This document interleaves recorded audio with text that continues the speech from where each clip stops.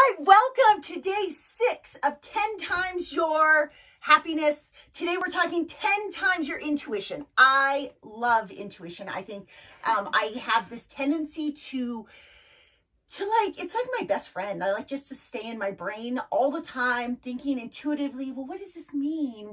It's almost like this is this long, dark hallway with hundreds of doors. It's almost maybe like the Matrix. And I just like to go through each door. I'm like, ooh, I wonder where this door goes. I wonder where this door goes. Well, most people aren't wired that way. In fact, intuition, it seems kind of overwhelming, or it's like Sasquatch. It's like, I've never seen it, so how can I believe that it exists? Intuition doesn't not come naturally to me. So hopefully today we're going to help you with balancing that intuition if you're highly intuitive.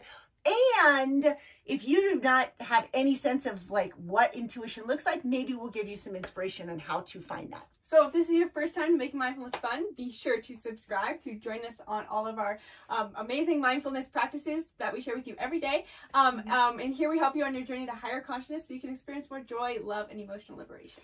And as much as we try to keep these tips really simple and fun. I know sometimes I ramble and they seem like they're complex, but we're trying really hard. So make sure, leave comments if they're not simple enough. If you need it in like broken down, even smaller steps, please let us know, because our goal is to provide you small tips, easy tips, fun tips to make mindfulness a part of everyday life. And last thing, make sure you turn on your post notifications for us, because we don't want you to miss a single one of our chakra series and our more series to come. So the third eye is my favorite chakra. It's the coolest chakra in my opinion. Okay, the third eye is home to intuition, but it's also our wisdom and open-mindedness. And I think of open-mindedness as really the doorway to really stepping into your third eye if you don't already use it. Now, there are some people that are, frankly, the third eye is really not nurtured in our society, but I do think some people are born with an innate tendency to have this intuitive gift. However, if you don't have that intuitive gift, it's not a big deal, because you just have to learn how to use it. It's there. You just need to learn that, oh, there's a door right there. It's just invisible. You need to learn how to walk into it. And open-mindedness is how you can do that, because the first way to approach open-mindedness is to look at the world and realize that nothing is really concrete, right? And so some people are going to innately yeah, you're right, we don't know everything, but there are some people that are going to be like, seriously, really? No, there's facts that we know. We hear this right now. This is going to be, it's slightly controversial, but this idea of follow the science is the complete antithesis of third eye, what we're talking about today. Right. So the open-mindedness can be two things. One, it can be a sense of logical problem solving, of contemplating things from different angles. And this can also have to do with our heart chakra in trying to understand other people's perspectives, because a lot of times, a lot of people do have logical perspectives. A lot of times people do not have logical perspectives, but it's trying to think about, okay, let's see if I can step into that shoe and look at this from a different angle. But we can look at this from the fact that, I put this on my Instagram story recently, that how do we know that everything we see in our reality is real? What if we were all just dreaming right now? And this could be really out there. That statement right there could seem really out there, but it's stepping to the fact that we don't really know. And maybe less out there is that all of us are seeing the world through our unique programming. All of us are born with this karmic soul, and we have these parents and peers in our town and the city we grew up in created this programming in which and created our belief system for what we believe as true. And while most of us might all believe the sky is blue, some of us might see reality in a slightly different variation, and this creates different perspectives. And this also creates the fact that not all reality is created equal. All of us are seeing reality in a slightly different way, and it's worth it to step into a place of open-mindedness and wisdom to realize that not everything is true, and to contemplate other perspectives. Yeah. Beautifully said, Gabby. I was like, wow, how can I compete with that sentence there? That was so wise. Such open third eye. On another note, I didn't have an open third eye as a child, and this had to do slightly with personality. I'm a Myers-Briggs SP type. I'm in the present and I'm prospecting. I cannot naturally be an NJ type who can see 30 years into the future of what's going to happen and exactly all the possibilities. I was just like, I remember once we were on a road trip and Gabby asked me okay, well, where do you see yourself in 10 years? I'm like, I don't know. How do you do that?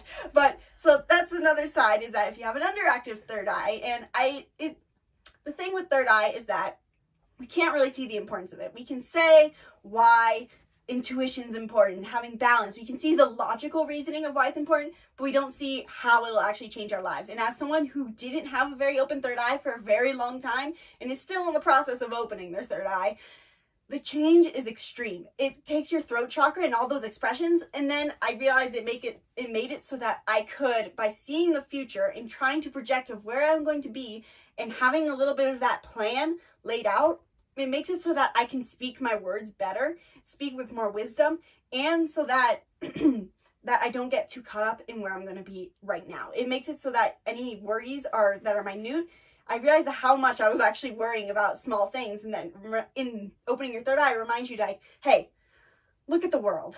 Look what's happening around you. See the interconnectedness. Look at how small these little things are, and really realize that what you're doing, while important, is also not that extreme. There's not so many things to worry about. A greater path for Exactly. yourself. So our tip for you today with third eye isn't necessarily to like how to develop your intuition. I hope we are going to encourage you to think about intuition, that it exists, or how it plays a role in your life. But I want you to look at intuition from a space of not knowing, of a space of, we use willingness, consciousness a lot. Right now, I can tell you from all when we traveled, before 2020, we would fly, say, to Norway. And you go through Norway and you're like, oh, like almost every barn is red. They all have hay rolled in mozzarella cheese. There is a reality to the world that we did not know existed until we were there. So if you're from San Diego, no seasons, everything's the same, rush hour traffic's normal.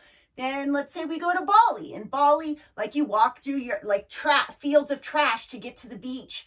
Like, not that that's a bad thing, but I'm saying like that's a reality. I would never experience like, well, not everybody in the world has trash service. What? Oh, it's like a little eye-opening, dumb moment of enlightenment. Like, I didn't think about that. Or Costa Rica, where they're burning their trash.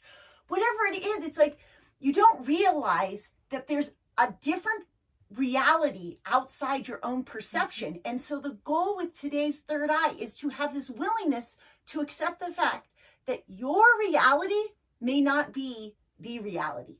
It's your perception is your reality, but that doesn't mean it's reality. And as soon as we accept that, can you imagine if 8 billion people in the world accepted the fact that like we don't know, we really don't know, we don't have like there's not one absolute truth. And then all of a sudden that willingness, consciousness to interact with each other in terms of like, hey, give me your ideas. What do you think? No attachment. That's what you think. That's what you see. Right now, we don't go back to California hardly ever, because when we're there, that reality is not the reality that we choose. Our reality, like life is open. No one wears masks anywhere we go. Like things are just, it's a different reality. There's nothing wrong with our realities. There's nothing wrong with your reality. But the only thing wrong with intuition is when you choose that your reality is the right one. Right, yes, reality. And so hopefully we're going to 10 times your intuition today by just inviting you, asking you, encouraging you to redefine reality or redefine what your attachment to reality is. Yeah, I mean, yes, that was great. And I feel like there's so many aspects of third eye. You can tell I'm obsessed with third eye. So I'm like, there's so many things we have to cover still. We're already running out of time. But one thing I want to cover really important is that third eye allows us to detach from the menial life tasks that seem to be such a burden.